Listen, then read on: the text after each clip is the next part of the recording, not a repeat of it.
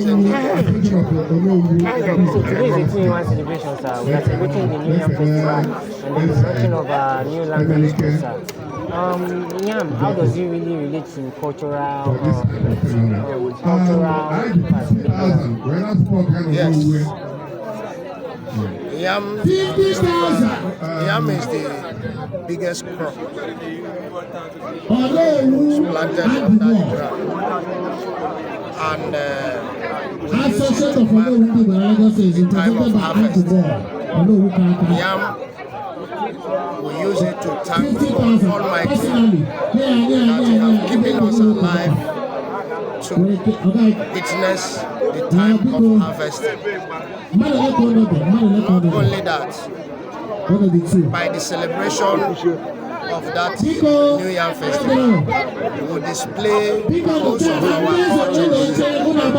It's when we showcase our cultures and tradition to transit to our younger ones and our children, for them to know our culture and tradition so that they will keep it to the next generation.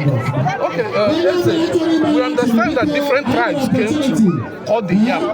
Why allowing Yoruba Hausas to involve in cutting of the yam? Because I'm one of the people. They have to learn our culture and witness it. It's a day to be remembered. They witness our culture and they like it. And it's not the first time or second time that we are celebrating it. So they enjoy it, they are happy with it. That is why they are joining me to play the role of cutting the yam. Okay, is there any special ritual like afo, a cake involved in cutting it? No. All the days is allowed. All the 4 market days you can choose. Sometimes, if it's in Igbo land, you avoid the cake. We are outside Igbo land, so we are free in all 4 market days.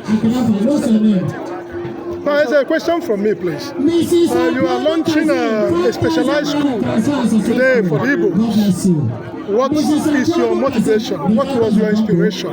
Why did you choose to do that? Given the fact that they're saying that the Igbo language is going into extinction from what you said.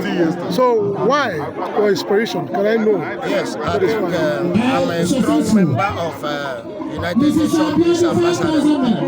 And each time we have discussion, Igbo is the topic. And most times they mention our language.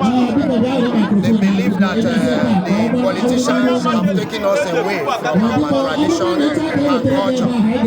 So I decided to take it upon myself. I started this before I became the AC to ensure that our language is growing. One of the reasons as well is that I'm a strong Igbo man who grew up in the village, but after I left village to the town, I was derailed a little by facing the English language. So I thought it's wise for me to go back from my roots, to know the tradition and to pass it on to my generation. And next generation to come.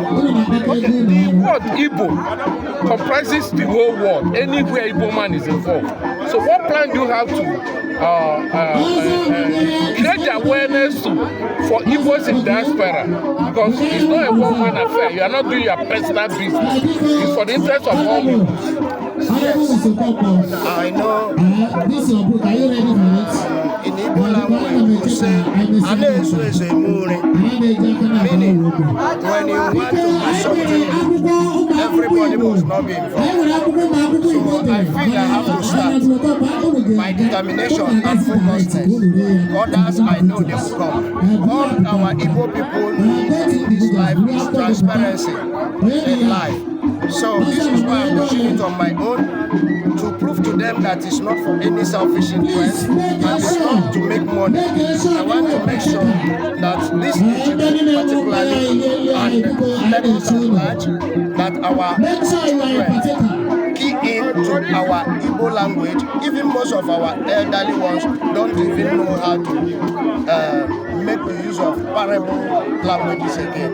which we call Ilu. So, and while I was speaking before to unveil the launching, I made it clear that the vision is to ensure that we go online to ensure the message goes across worldwide, so that our people, some people have been born in US, Canada, and other countries, they've not been opportunity to visit Nigeria. So with online and everything, thank God for online that is now, they will be able to learn.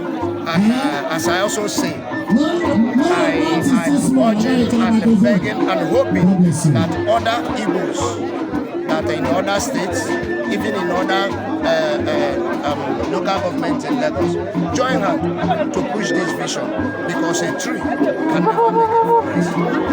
Thank you very much, sir.